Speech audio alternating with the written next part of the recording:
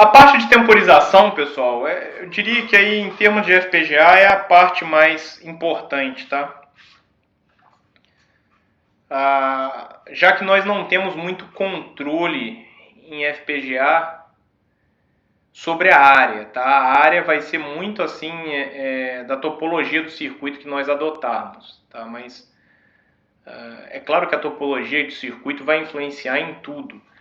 Mas de qualquer forma, em termos de temporização, a gente consegue ter um controle maior. Mesmo para uma mesma abordagem, uma mesma topologia de circuito, a gente consegue um controle um pouco maior de velocidade. Tá, mas a ideia de hoje aqui, a gente ainda vai ter uma aula específica para isso, né, para cada uma das 3 vertentes de desempenho, né, que eu dividi aí o curso, que é potência, né, e energia, né, principalmente hoje, no mundo hoje aí de internet das coisas, onde a gente tem sensores remotos, né, smart sensors. Então, é claro que colocar uma FPGA para operar um smart sensor não é uma coisa muito lógica, tá? Por quê? Porque a FPGA ela tem é como se fosse uma bazuca, né, para controlar ali, para matar uma formiga. Então não tem muita razão de existir isso. Mas de qualquer forma potência, né, velocidade e área. Então a área também é importante, porque se o meu circuito não cabe na FPGA que eu estou usando, eu vou ter que comprar uma FPGA maior. Uma FPGA maior é uma FPGA mais cara, geralmente, tá? Então eu vou perder competitividade. Então essas são as 3 vertentes que a gente vai trabalhar e depois a gente vai ter aulas específicas para cada uma delas. Mas para a gente já ir começando a fazer simulações gate level, etc., a gente precisa entender alguns conceitos, tá, da informação fluindo num sistema. E aí, para isso, vamos recordar aqui o que são os setup hold times e ver o caminho da informação em termos de tempo. Toda vez que eu falar caminho aqui, pessoal, né, é intrínseco ao ser humano. Toda vez que a gente fala caminho, a gente pensa em distância. Mas aqui eu vou estar fazendo analogia em tempo, tá?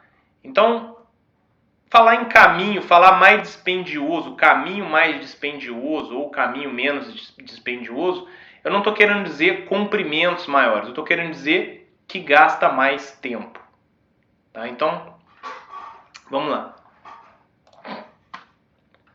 Então, de novo, né, o nosso circuitinho lá, o nosso sistema, né, com a parte de controle, né, o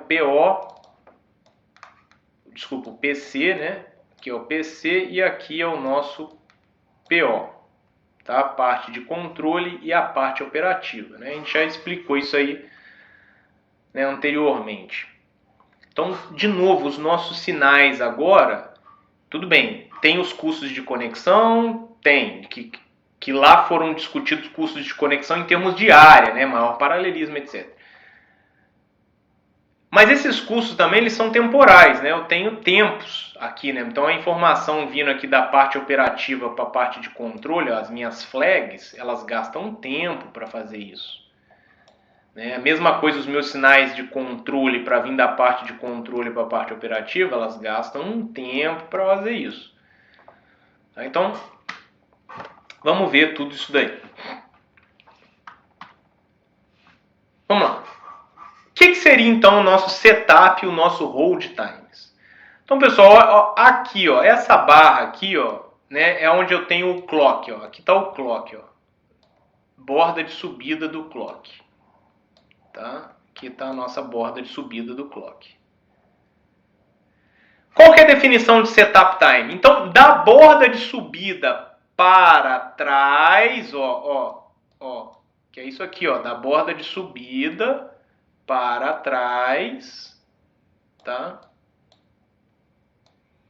É definido um tempo.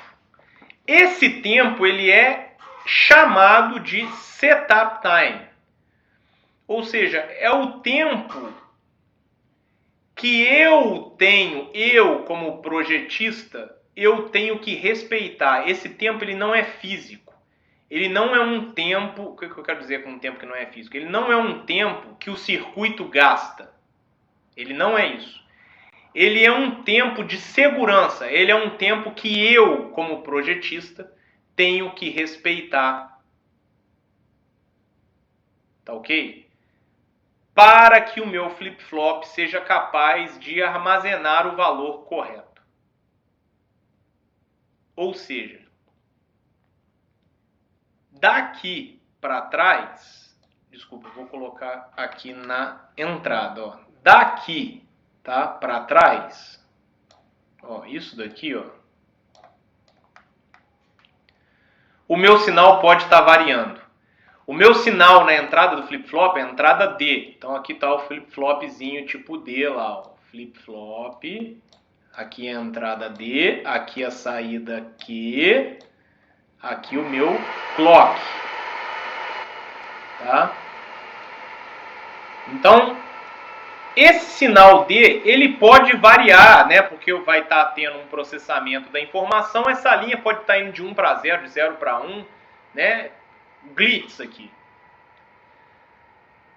Quando chegar setup time antes do clock, ou seja, quando chegar nessa barra aqui, ó, eu não posso ter mais oscilação de D. Porque se eu tiver oscilação aqui, por exemplo, ela estava em 1, veio para 0, dentro da minha janela do setup time, eu não garanto, quer dizer, o meu flip-flop não garante que o valor armazenado aqui, ó, que o valor aqui, né, seja o correto, tá? Que o valor aqui, ó, seja o correto. Eu não garanto isso. Tá? Então, por isso que eu tenho que respeitar o setup time. E ele não é um tempo de processamento, ele não é um tempo físico, ele não é um tempo que existe. Ele é uma constraint. Eu também vou falar isso muito durante o curso, tá? Constraint, na verdade, é uma restrição. A gente usa o termo em inglês aí porque geralmente nos softwares vai estar lá Constraint Manager, esse tipo de coisa. Ou seja, na literatura também, mesmo em português, geralmente a literatura não traduz o termo constraint. Então, ele é uma restrição de projeto, ele é uma constraint. Da onde que eu tiro isso? O fabricante da FPGA, ele fornece isso no manual. Tá? Ah, professor, mas aí eu que tenho que ficar fazendo isso? Não, geralmente na hora que a gente for simular, a gente vai fazer simulações temporais. Já a partir dessa semana a gente já vai usar lá o Time Manager. A gente vai ver que isso já vai estar embutido. É por isso que quando a gente cria um projeto no quarto, a gente atrela uma FPGA. Tá? Então, ele já vai importar a biblioteca de tecnologia, já vai saber todos os atrasos das portas, já vai saber o setup time dos flip-flops.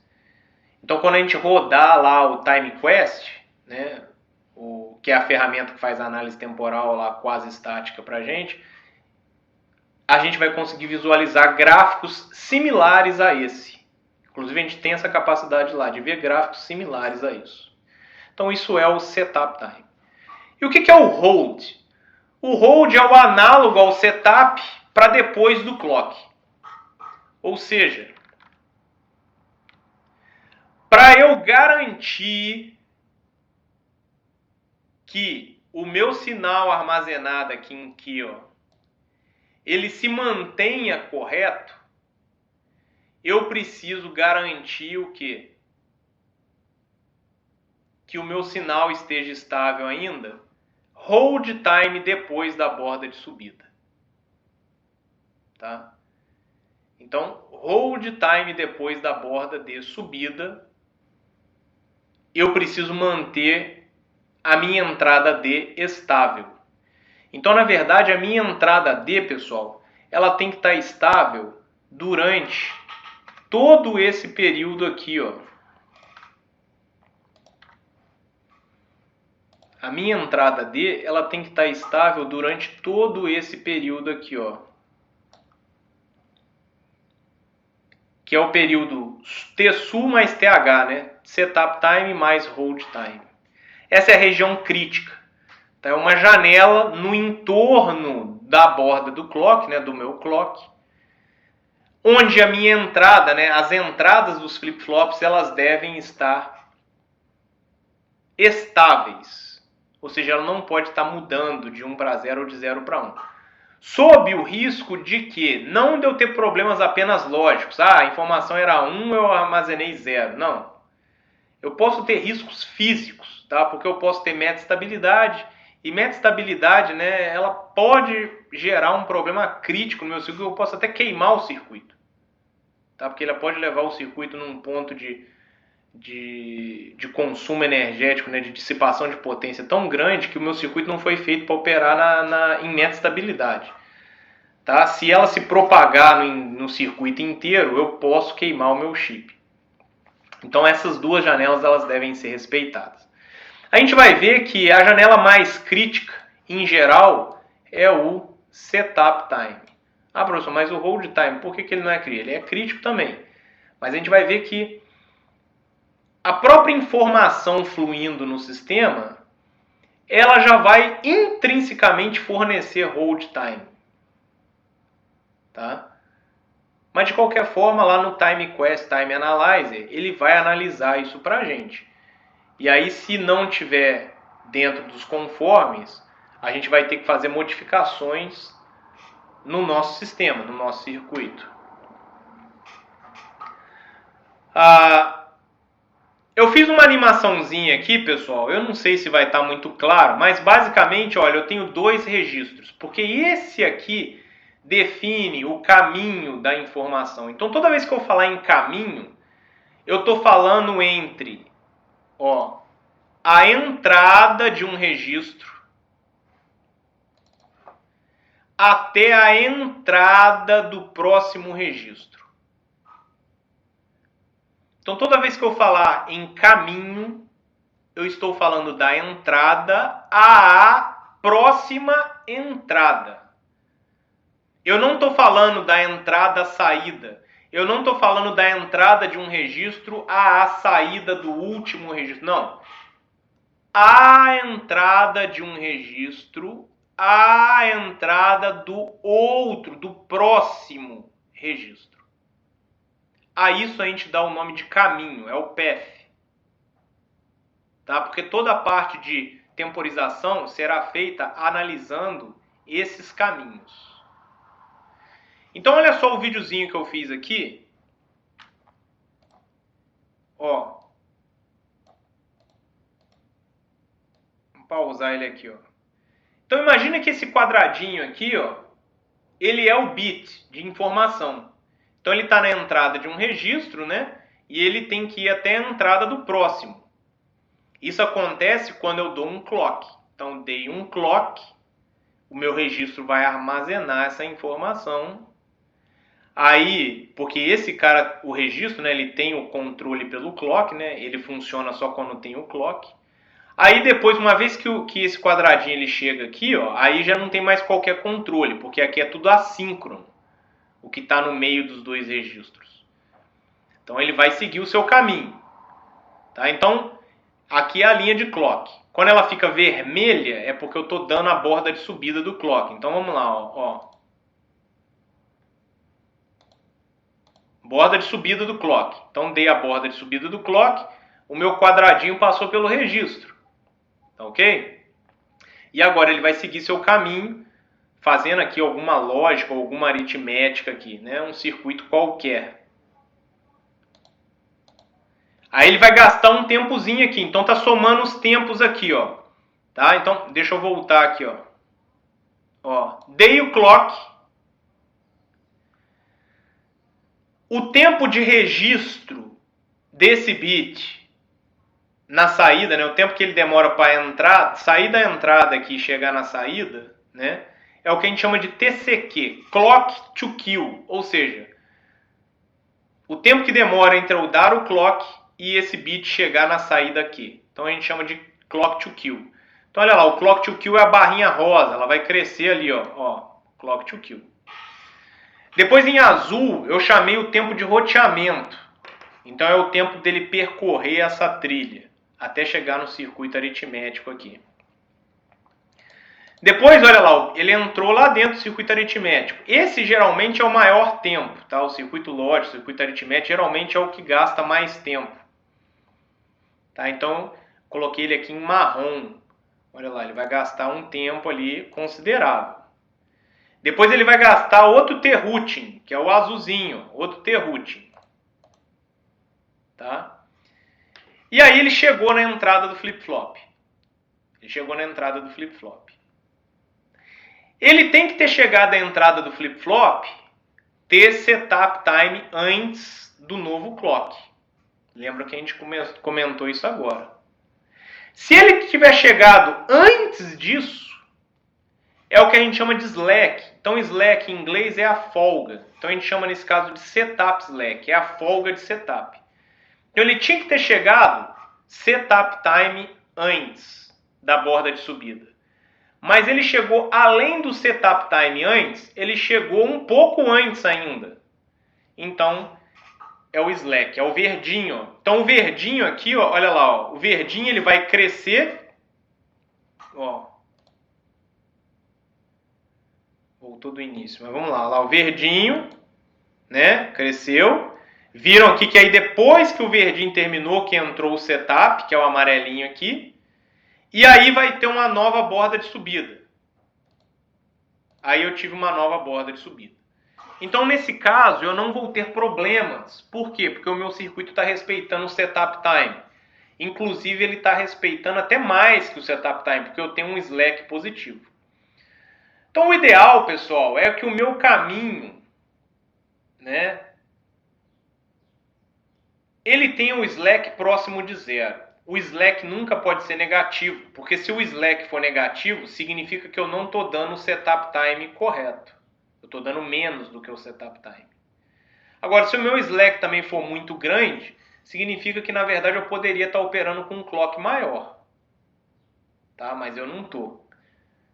Tá? Percebam que todo esse somatório de tempos, ó, se você somar todos esses tempos, eles estão dentro de um período de clock.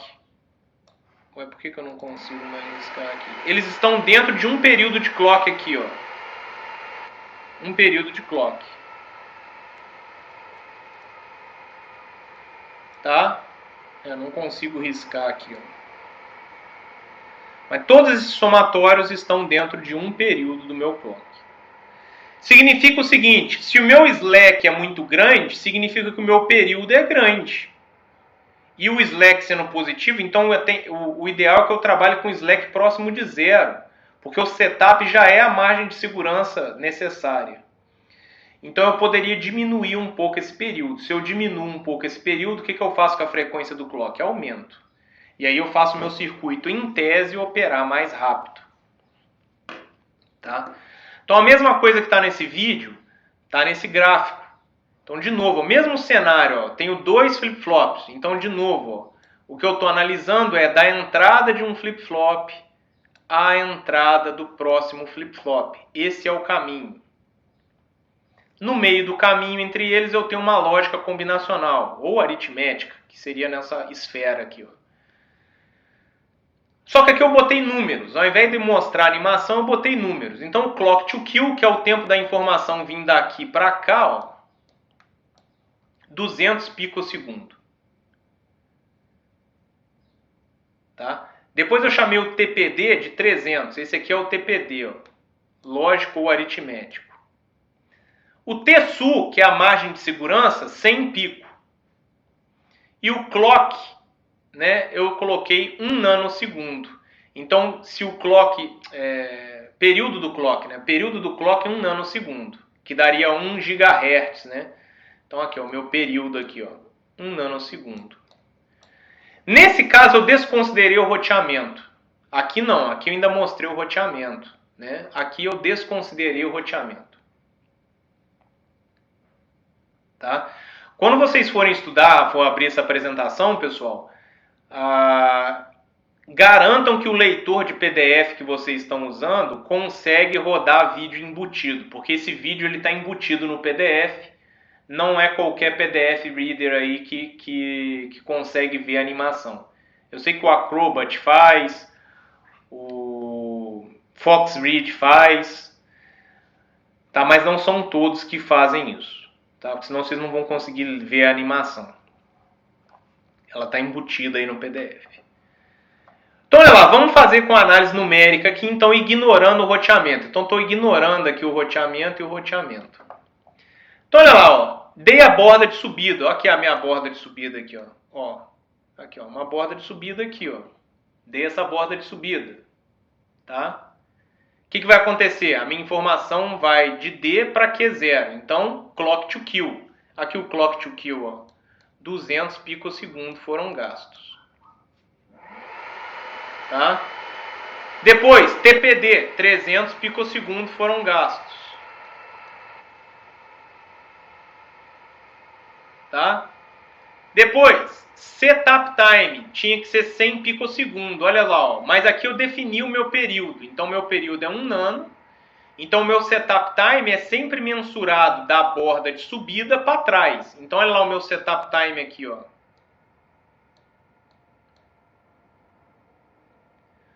Sobrou todo esse espaço aqui, ó. Em tempo, né? Sobrou todo esse tempo aqui. Então é o meu setup slack de 400 picosegundos. Então, na verdade, o que eu poderia fazer, pessoal, ó, minha frequência máxima aqui, então, no caso, ficou 1 sobre o TCQ mais TPD mais TSU. Então, isso daqui é 1 sobre 600. Só que no caso aqui, 1 sobre 600 pico. No caso aqui, a minha frequência, no caso, não é a frequência máxima. A minha frequência aqui está 1 sobre 1 nano, que é 1 giga. Na verdade, eu poderia aumentar essa frequência bem mais. Eu poderia aumentar ela para 1 sobre 600 pico. Quase dobrar, né? Quase dobrar a minha frequência. Se eu tivesse otimizando o meu setup slack, ou seja, otimizar ele é fazê-lo próximo de zero. Ele nunca pode ser negativo. Porque se ele for negativo, significa, na verdade, que o TPD aqui, ó, o TPD invadiu o TSU. Né? Então eu não posso ter isso.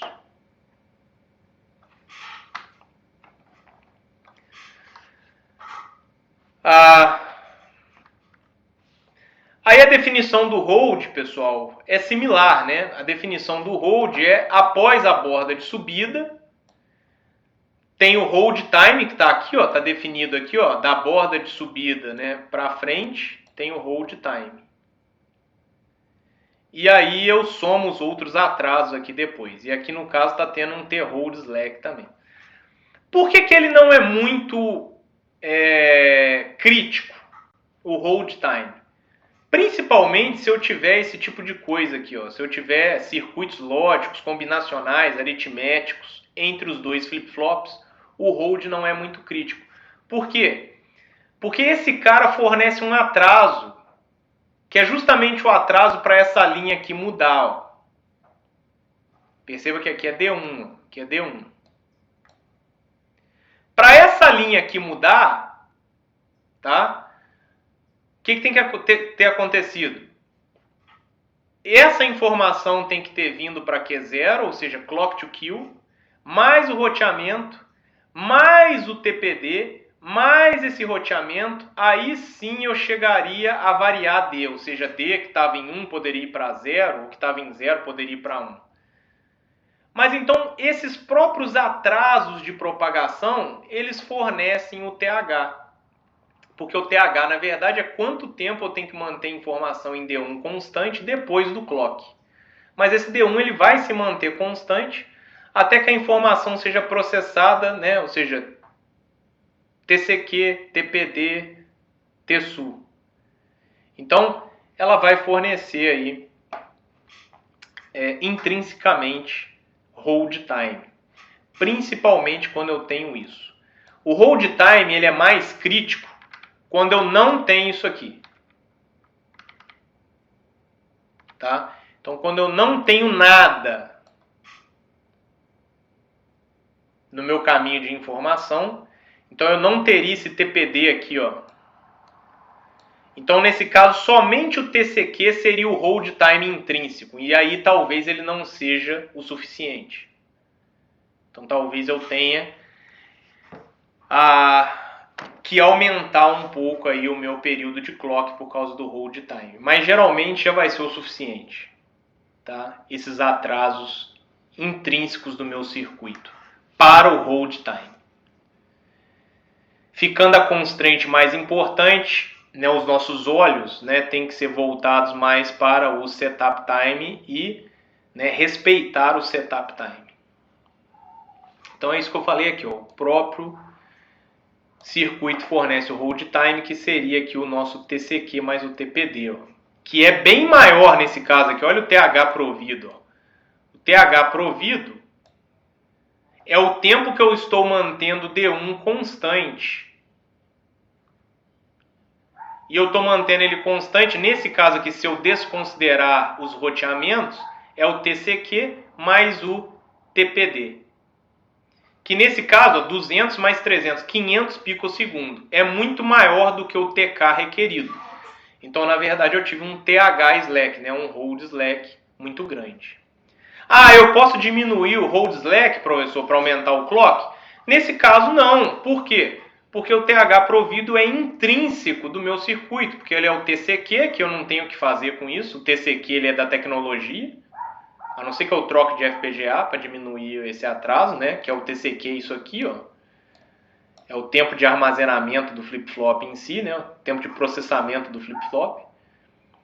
E o TPD, né? Aí eu posso tentar adotar uma topologia diferente, com maior paralelismo, para tentar diminuir esse tempo aqui. Tá? Aí eu até poderia tentar. Mas não é simples, tá? Bom, agora que a gente já definiu essas questões de tempo, vamos pensar agora, né, lá no nosso circuito, né? Imagina que eu tenho lá a parte operativa e a parte de controle, né? E lembra, a parte operativa manda status, né, que a gente chamou de flags, para a parte de controle. Para a parte de controle tomar as suas decisões. Por outro lado, a parte operativa recebe controles. Ó, aqui seriam os nossos controles. Né? Aqui seriam os nossos controles.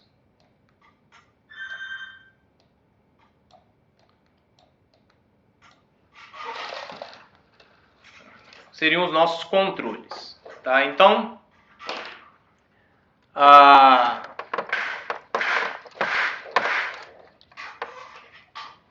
isso daqui, pessoal, se vocês perceberem bem, é basicamente, né, uma máquina de, basicamente não, é uma máquina de estados, ó, isso daqui, ó. Olha lá, ó, registros mantendo o estado atual. Depois eu tenho uma função lógica de saída, né, que define as minhas saídas, tá? Ela pode ser apenas uma função do estado atual, se for uma função de saída com característica de MOR, que aparentemente é o caso aqui, ó. Né? Ou ela poderia ter, inclusive, uma entrada aqui direto, ó, também, ó, se fosse uma função de saída de característica de milli. Então eu poderia ter isso daqui também. Tá? Mas no caso que estava desenhado aqui, era uma função de saída aqui que define uma saída de MOR, né? Porque dependia apenas do estado. Tá ok? Então olha lá, se a minha parte operativa, o atraso da parte operativa, né, ele vai influenciar no atraso do meu controle. Né? Dependendo aí, a parte de controle e a parte operativa juntos, né, vão definir a minha frequência total. Então vamos tentar botar isso graficamente, somar todos os tempos que eu teria nesse circuito aqui, ó, que é o que tem nesse gráfico. Tá? Então aqui eu fiz uma legenda. Então TPFF é o nosso clock to kill. Tá? É porque em algumas literaturas também uso o TPFF. Por isso que eu estou adotando as nomenclaturas diferentes, para vocês irem se acostumando com isso. Mas é o TCQ, ó. Coloquei aqui, ó. TCQ.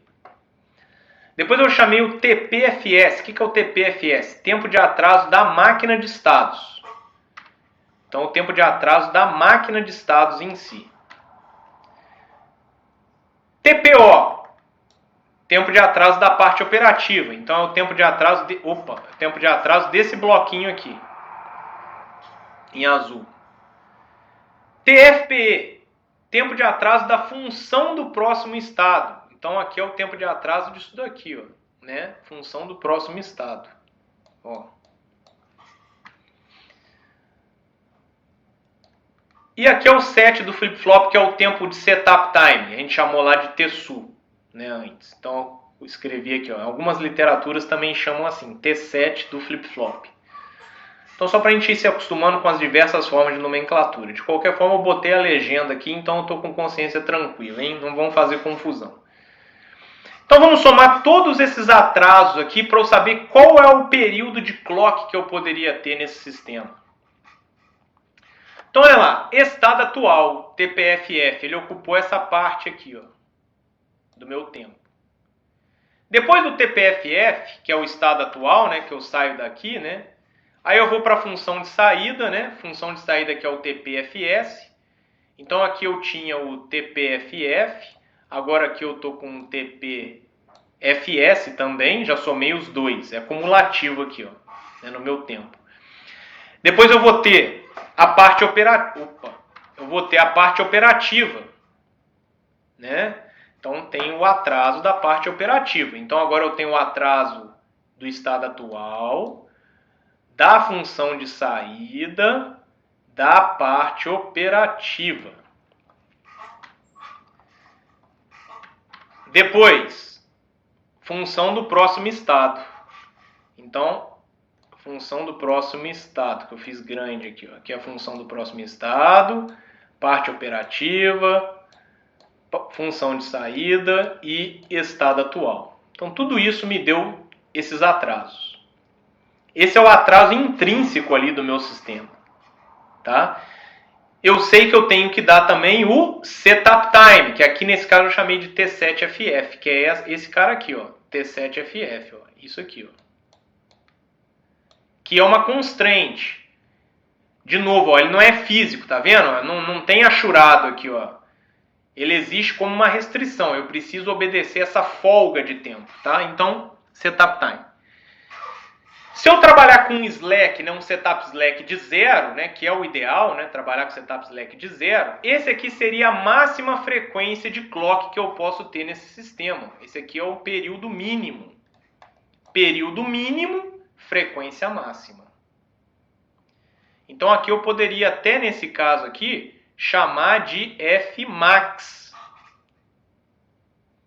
É 1 sobre esse somatório, ó, TPFF, TPFS, TPPO, TPFPE e o nosso amigo Setup Times.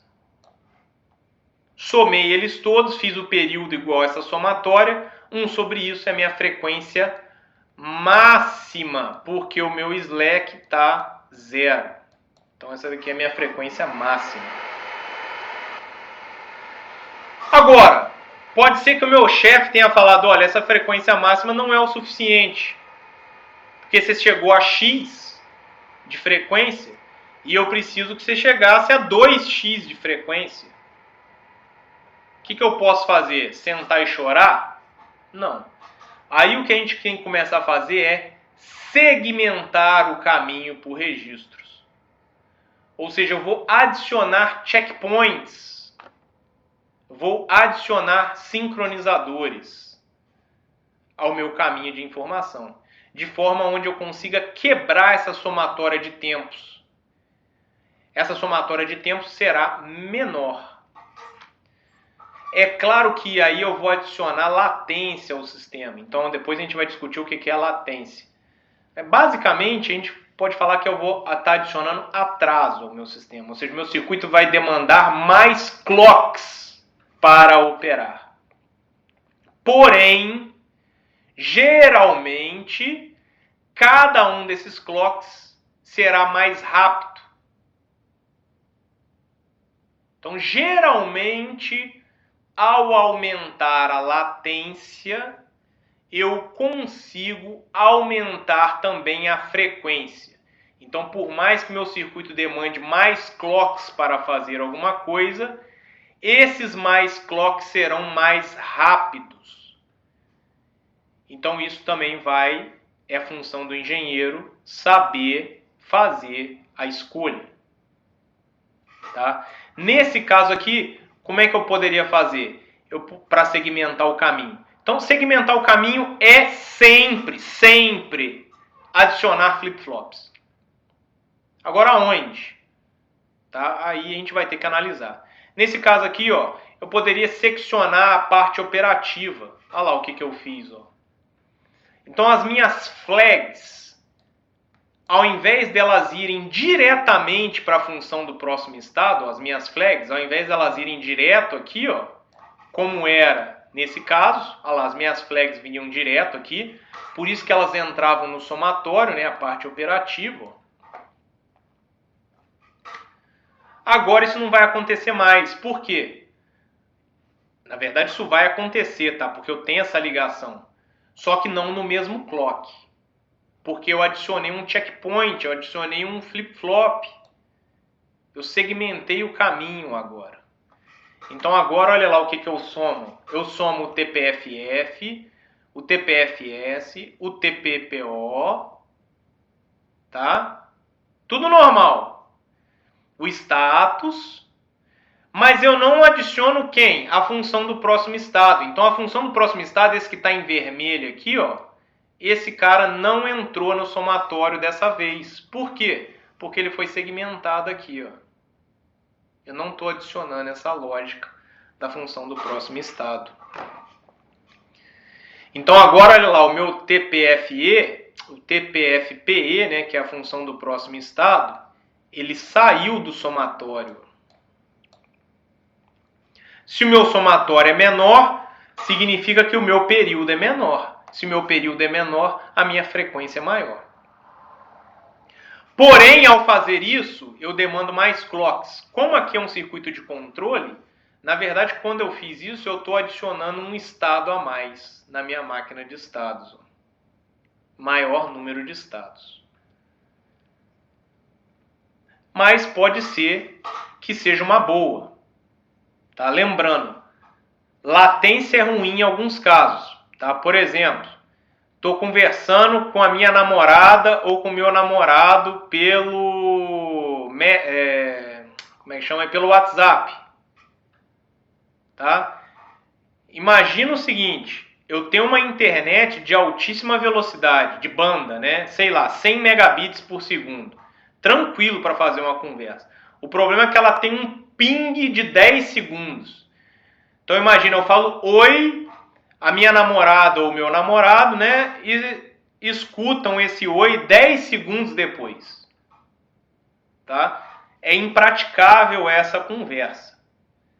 É por causa disso que o Elon Musk está fazendo essa constelação de satélites aí de baixa órbita. A intenção dele é conexão via satélite de baixa latência, de baixo ping. Tá? Então, latência, vamos fazer analogia com ping de internet. Tá? Então, nesse caso, latência é um problema grave. Agora, vamos imaginar o mesmo cenário, uma conexão de 100 megabits por segundo, 10 segundos de latência. Só que para eu assistir Netflix, aí já não é tão crítico. Por quê?